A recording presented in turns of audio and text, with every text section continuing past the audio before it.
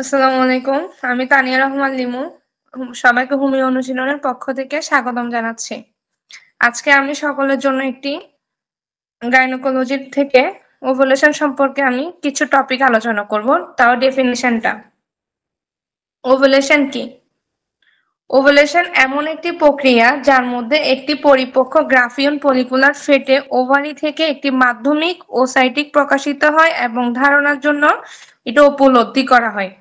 গ্রাফিয়ন follicular থেকে এটা ফেটে যায়, ফেটে ওভারি থেকে একটি করে ওভাম বের হয় আমাদের ওভারি ফিমেলের ওভাম থেকে, যেটা প্রকাশিত এবং ধারণা করার জন্য এটা উপলব্ধি করা হয়। অর্থাৎ মেয়েদের ওভারির প্রতি মাসে একটি করে ওভাম তৈরি হয়।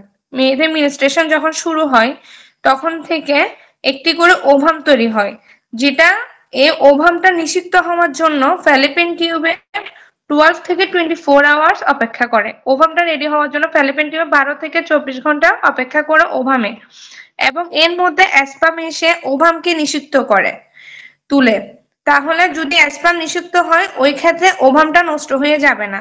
ওভাম থাকা অবস্থায় বা ওভাম আসার অন্তত 2 থেকে 3 দিন যদি সহবাস করা হয় তাহলে সন্তান ধারণ সম্ভাবনা থাকে 98 থেকে 99%। ওভামের এই তৈরির প্রক্রিয়াকে আমরা ওভুলেশন বলে থাকি। আশা করি আমার ডেফিনেশনটা সকলে বুঝতে পারছেন। সবাইকে ভিডিওর এতটুকু দেখার জন্য, শুরু থেকে শেষ পর্যন্ত দেখার জন্য অসংখ্য ধন্যবাদ।